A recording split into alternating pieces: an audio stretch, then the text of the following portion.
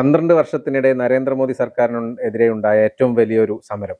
അതായത് ഈ നീറ്റ് പരീക്ഷ അതിൻ്റെ എല്ലാം ഒരു വലിയ പോരായ്മയാണ് വിദ്യാഭ്യാസ രംഗത്ത് ഉണ്ടായിരുന്നത്. അതിനെതിരെ ശക്തമായ ഒരു സമരം സംഘടിപ്പിച്ചു. CJP കോക്രോച്ച് ജനതാ പാർട്ടി സംഘടിപ്പിച്ചു. അതിന് സംഘടിപ്പിക്കാൻ യുവാക്കൾ അണിനിരന്നു, വിദ്യാർത്ഥികൾ അണിനിരന്നു. പക്ഷേ യഥാർത്ഥ രാജ്യത്തിന്റെ പ്രതിപക്ഷം ഇതിനെ പിന്നാലെ വളരെ വൈകിയാണ് ഈ സമരത്തിലേക്ക് പങ്കെടുത്തത്. കാരണം വിദേശ സഞ്ചാരമൊക്കെ കഴിഞ്ഞ് രാഹുൽ ഗാന്ധി തിരിച്ചെത്തിയ ശേഷമാണ് കോൺഗ്രസ് ഒരു സമരം നടത്തുന്നത്. അതും മോദിയുടെ വസതിക്ക് നേരെ, പ്രധാനമന്ത്രി നരേന്ദ്രമോദിയുടെ വസതിക്ക് നേരെ രാഹുൽ ഗാന്ധി വന്നതിന് ശേഷം അപ്രതീക്ഷിതമായ ഒരു സമരം നടത്തുന്നു. അങ്ങനെയാണ് ഈ സമരത്തിൽ കോൺഗ്രസ് ശരിക്ക് എൻ്റർ ചെയ്യുന്നതെന്ന് പറയാം. അതിനുശേഷം സമരം മാറി മറയുന്നു. പെട്ടെന്നാണ് കാര്യങ്ങളൊക്കെ നടക്കുന്നത്. പിന്നെ ധർമ്മേന്ദ്ര പ്രധാൻ രാജിവെക്കുന്നു. അങ്ങനെയൊക്കെ സംഭവം ഉണ്ടായി. ശരിക്കും പക്ഷേ ഇത് ആരുടെ വിജയമാണെന്ന് പറയാൻ കഴിയും? ശരിക്കും കോൺഗ്രസിന്റെ വിജയമാണോ അതോ CJPയുടെ വിജയമാണെന്ന് പറയാൻ കഴിയും? അല്ല, ഇത് ആരുടെ വിജയമാണെന്ന് വെച്ചാൽ CJPയുടെ വിജയമാണ്, ഇന്ത്യയിലെ യുവാക്കളുടെ വിജയമാണ്. അതിനപ്പുറത്തേക്ക് ഇതിന്റെ ക്രെഡിറ്റ് ഒന്നും കോൺഗ്രസിന് നൽകാൻ കഴിയുമെന്ന് ഞാൻ വിശ്വസിക്കുന്നില്ല.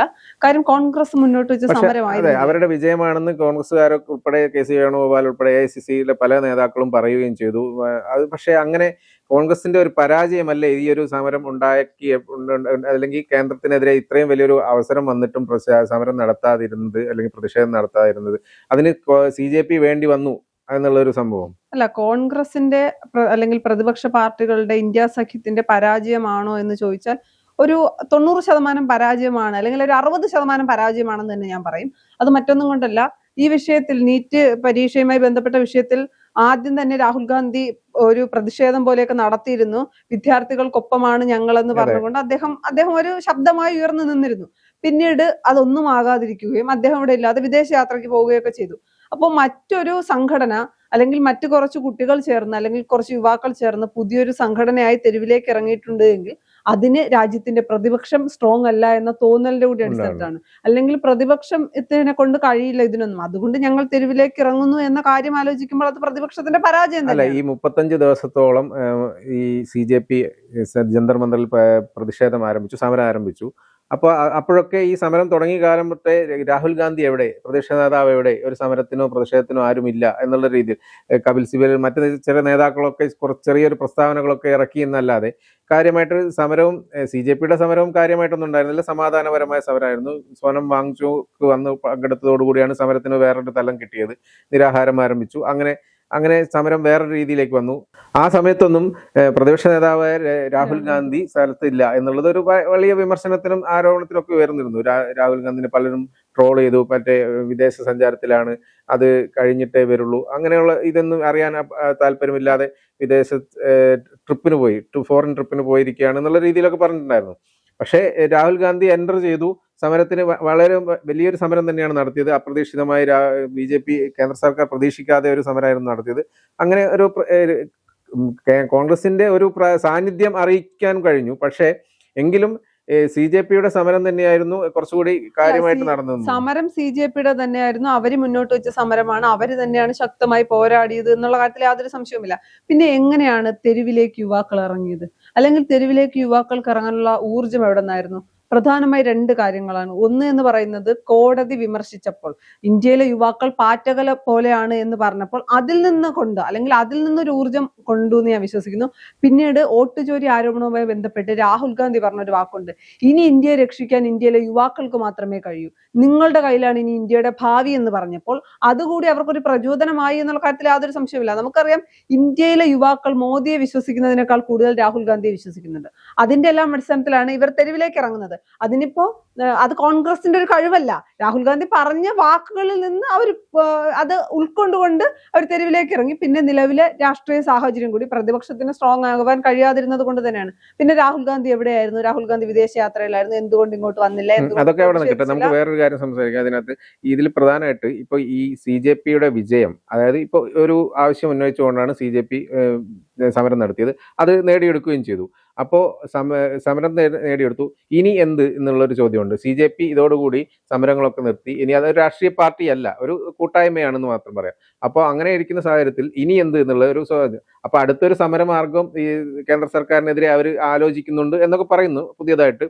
പിന്നെ ആ ഒരു ഘട്ടത്തിലേക്ക് അവർ നീങ്ങുന്നു. അപ്പോൾ പുറമേ നിന്നുള്ള ഒരു പിന്തുണ മാത്രമാണ് ശരിക്കും പറഞ്ഞു കഴിഞ്ഞാൽ കോൺഗ്രസ് നൽകിയത്. കാരണം ഇതെന്താണെന്നും CJP എന്താണെന്നും ഇതിന്റെ പിന്നിൽ എന്താണ് നടക്കുന്നതെന്നും വ്യക്തമായിട്ടുള്ള ഒരു ധാരണ ഇപ്പോഴും ഇല്ല. ആരൊക്കെയാണ് ഇതിൽ വരുന്നതെന്നും ഒന്നും ഒരു ഇതില്ല. ആരാണ് നേതാക്കൾ എന്ന് കുറച്ചു പേരെ മാത്രമേ അറിയുള്ളൂ. ബാക്കിയൊക്കെ വിദ്യാർത്ഥികൾ ഒഴുകിയെത്തുന്നു. അതിൽ ആരൊക്കെ ഉണ്ടെന്നൊന്നും പറയാൻ പറ്റില്ല.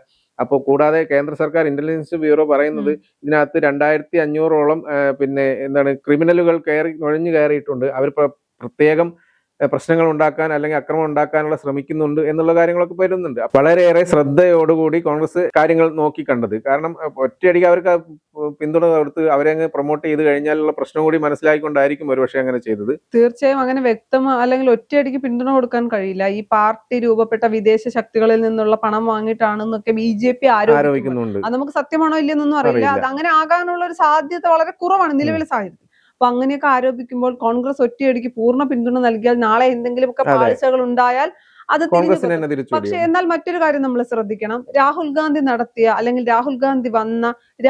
അതിനെ രാഷ്ട്രീയമായി എങ്ങനെയാണ് ഉപയോഗിച്ചത് എന്നുള്ളത്. കാര്യം രാഹുൽ ഗാന്ധി ഇതുവരെ എവിടെയായിരുന്നു? മുഴുവൻ ആളുകളും രാഹുൽ ഗാന്ധി ഇന്ത്യക്ക് ഒരു പ്രതിപക്ഷ നേതാവ് ഉണ്ടോ, ഇയാൾ എന്ത് ചെയ്യുകയാണ് എന്ന് ചോദിച്ചെടുത്ത് നിന്ന് അതിനെ ഏറ്റവും നല്ല അവസരമാക്കി രാഹുൽ ഗാന്ധി ഉപയോഗിച്ചു. അല്ലെ കോൺഗ്രസിലെ പോലും നേതാക്കളോട് പറയാതെ ഖാർഗെയുടെ ബർത്ത്ഡേ ആഘോഷിക്കാൻ വേണ്ടി വരുന്നു. അവിടെ നിന്ന് നരേന്ദ്രമോദിയുടെ വീട്ടിന് മുന്നിലേക്ക് സമരം നടത്തുന്നു. ആ സമരത്തിൽ രാഹുൽ ഗാന്ധി അറസ്റ്റ് ചെയ്യുന്നു. MP മാരെ അടക്കം തെരുവിലിട്ട് തല്ലുന്നു പോലീസ്. ആ തരത്തിലേക്ക് അതിനെ മാറ്റിയെടുക്കാൻ അല്ലെങ്കിൽ ആ സമരം ഞങ്ങൾക്ക് കൂടി കോൺഗ്രസിന് കൂടി അനുകൂലമാക്കണമെന്ന് രാഹുൽ ഗാന്ധി വിചാരിച്ചിരുന്നു. അത് രാഹുൽ ഗാന്ധി ചെയ്യുകയും ചെയ്തു. അത് പൂർണ്ണമായി ഇപ്പൊ കോൺഗ്രസിന് അനുകൂലമായിരുന്നില്ല. അതേ ചുവട് പിടിച്ചുകൊണ്ട് തന്നെ CJPക്ക് പുറത്തുനിന്ന് പിന്തുണ നൽകുന്നു.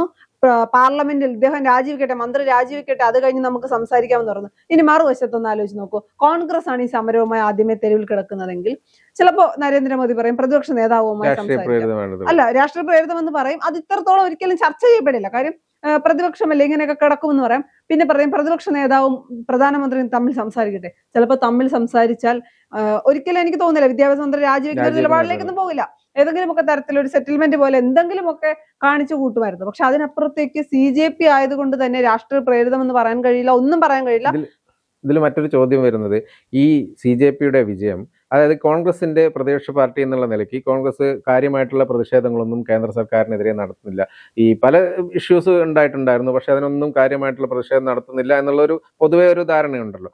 അപ്പൊ ആ ഒരു സംഭവത്തെ ഈ CJP വന്നു, സമരം നടത്തുന്നു, അവർ വിജയം നയിക്കുന്നു. അപ്പോൾ യുവാക്കളുടെ പിന്തുണ CJPക്ക് പോകുന്നു, കോൺഗ്രസിന് പിന്തുണ യുവാക്കളുടെ നഷ്ടപ്പെടുമോ എന്നുള്ളൊരു ചോദ്യം വരുന്നുണ്ട്. കാരണം ഇനിയുള്ള കാര്യങ്ങൾ ഇനിയും മുന്നോട്ട് പോകുമ്പോഴും ഈ CJPക്ക് ഉള്ള പിന്തുണ കോൺഗ്രസിന് കിട്ടുമോ എന്നുള്ളത് ഒരു ചോദ്യമല്ല. അതൊരു ചോദ്യമായി നിലനിൽക്കുന്നുണ്ട്.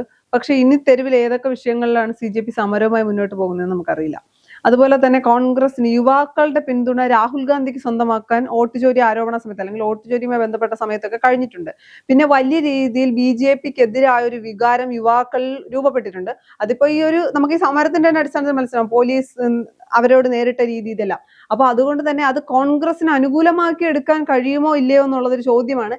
എന്നാൽ കൂടി രാഷ്ട്രീയമായി ചിന്തിക്കുകയാണെങ്കിൽ അല്ലെങ്കിൽ രാഹുൽ ഗാന്ധി രാഷ്ട്രീയമായി മാത്രം നീങ്ങുകയാണ് എങ്കിൽ സ്വാഭാവികമായും ഒപ്പം കൂട്ടാൻ പറ്റും. യുവാക്കളിലുള്ള വിശ്വാസം നഷ്ടപ്പെട്ടു പോയ എന്ന് വെച്ചാൽ രാഹുൽ ഗാന്ധി രണ്ടു വശത്ത് നോക്കിയാൽ ഒരു വശത്ത് നരേന്ദ്രമോദിക്ക് പൂർണ്ണമായി വിശ്വാസം നഷ്ടപ്പെട്ടു യുവാക്കൾക്ക്, നരേന്ദ്രമോദിയിലുള്ള അല്ലെങ്കിൽ BJP ഭരണത്തിലുള്ള.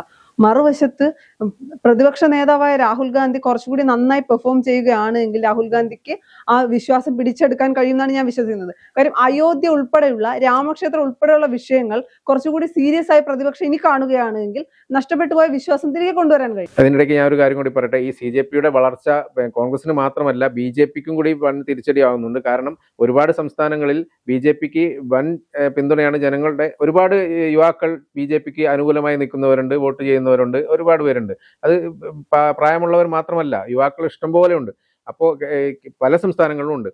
അപ്പൊ അതും ഇതിനൊരു തിരിച്ചടിയും BJPക്കും തന്നെയും തിരിച്ചടിയാവാനുള്ള സാധ്യത ഉണ്ട്. കാരണം ഈ ഒരു അത്യാവശ്യം എല്ലാ യുവാക്കളെയും അല്ലെങ്കിൽ എല്ലാ വിദ്യാർത്ഥികളെയും ബാധിക്കുന്ന ഒരു സംഭവത്തിൽ പരീക്ഷാ തട്ടിപ്പാണ്. അതിനകത്ത് ഈ ഇങ്ങനൊരു സംഭവം ഉണ്ടായിട്ടും കേന്ദ്രം നടപടി എടുക്കുന്നില്ല എന്ന് പറയുമ്പോൾ യുവാക്കൾ എന്തായാലും അല്ലെങ്കിൽ വിദ്യാർത്ഥികൾ എന്തായാലും BJPക്ക് അനുകൂലമായി നിൽക്കില്ല. അതേപോലെ തന്നെ കോൺഗ്രസിന് ഇതിനെതിരെ പ്രതിഷേധിക്കാൻ കോൺഗ്രസ് തയ്യാറാവുന്നില്ല എന്ന് തോന്നുന്നത് അവരെയും സപ്പോർട്ട് ചെയ്യണമെന്നില്ല. ഞാൻ പറഞ്ഞത് ഇത് ആരെയും സപ്പോർട്ട് ചെയ്യും. പക്ഷെ ഒരു ഭരണ മാറ്റമാണ് യുവാക്കൾ ആഗ്രഹിക്കുന്നത്. ശ്രമിക്കുന്നതെങ്കിൽ BJP താഴെ ഇറക്കുക.